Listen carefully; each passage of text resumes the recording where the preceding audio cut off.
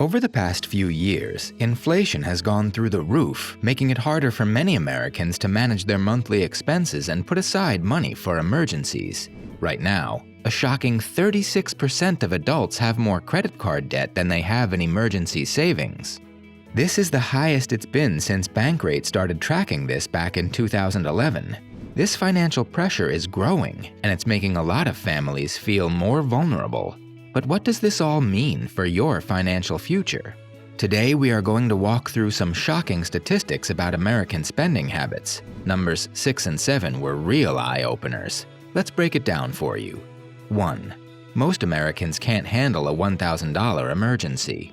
About 56% of Americans say they couldn't afford to cover a $1,000 emergency expense using just their savings. A recent survey showed that only 44% of people would be able to manage that kind of sudden cost, which, believe it or not, is a small improvement compared to the last few years during the pandemic.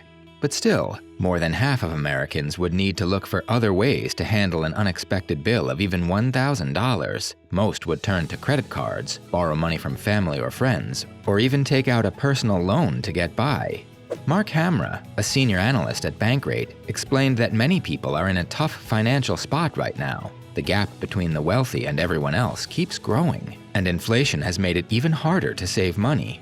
With prices rising, nearly 2/3 of Americans say they've had to cut back on saving for emergencies. On the other hand, about 19% say the higher interest rates have actually motivated them to save more. There's also the issue of job security. If people lose their jobs, about 2/3 of Americans say they wouldn't be able to cover their living expenses for even a month, and 42% are really worried about this. Despite these challenges, Hamra thinks there's still hope. The economy didn't go into a major recession, and with the job market staying strong, people still have opportunities to save, especially with the higher returns on savings accounts right now. 2. Retirement is a big question mark for many. Only 22% of Americans who are getting close to retirement say they have enough saved to stop working. For many, the big concern isn't how they'll spend their retirement years, but whether they can even afford to retire at all. What used to feel like a sure thing, retirement, now feels just as uncertain as buying a home or starting a family. A recent Bankrate survey showed that nearly 1/3 of adults in the US, whether working full-time, part-time, or currently unemployed, think they'll need over $1 million to retire comfortably. Yet, about 45% don't believe they'll ever save that much. Over half of the workforce, around 56%, feels like they're playing catch-up when it comes to retirement savings. Still, it's important to remember that even saving a little is better than not saving at all. When you look at different generations, the differences are clear. Gen X, ages 43 to 58, are the most worried, with 69% saying they're behind on saving. Baby boomers, millennials, and Gen Z also have their concerns, but it's Gen X that seems to be the most concerned about their situation. 3. Debt is piling up. The average American household carries about $132,500 in debt, while household net worth has gone up, reaching $6.2 trillion by the end of 2023. So has personal debt. In fact, personal debt in the US has hit a whopping $17.5 trillion. On average, each American adult owes around $6,795, with 77% of households having some form of debt. Debt can take many forms, from credit card balances to student loans, car loans, home equity lines of credit, and mortgages. Almost everyone uses some form of debt, but the amount people owe varies by age. A surprising 8 out of 10 adults in America have at least one credit card, and nearly half of them, 48%, carry a balance at some point during the year, meaning they don't pay off their cards in full each month. Right now, more than 100 million Americans have credit card debt, with the average person owing around $651. 4. The student loan problem. Right now, 44 million Americans have student loans, and that number keeps growing. College costs have skyrocketed in the past few decades, leaving many students with no choice but to take out loans. These loans help people pay for school, but they also create a huge financial burden.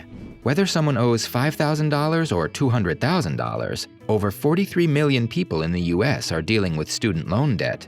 College tuition has increased by a lot in the last 30 years, At public universities, the average cost for a 4-year degree has jumped from $4,160 to nearly $10,740, while private college costs have risen from $13,360 to over $38,000 adjusted for inflation. As college gets more expensive, more students rely on loans to pay for their education. Younger adults, especially those between the ages of 25 and 34, carry the biggest burden, owing around $500 billion in federal student loans. But it's not just a problem for young people. Individuals aged 35 to 49 owe over $620 billion, with many of them owing more than $100,000. Even retirees aren't off the hook. 2.4 million borrowers aged 62 and older still owe $98 billion. 5. Why many don't budget. If you earn less than $75,000 a year, chances are you might not have a budget in place. Many people hope to make enough money to live comfortably and without financial stress. But what's that magic number? A survey by SunTrust Bank found that even among people making more than $75,000 a year, 1 in 3 still live paycheck to paycheck. Even among those making $100,000, 1 in 4 are in the same boat. While these are all well above poverty-level incomes, some people blame their financial struggles on things like dining out too often or spending too much on entertainment. Still, factors like where you live, the size of your family, and healthcare costs can make $75,000 seem like it's not enough.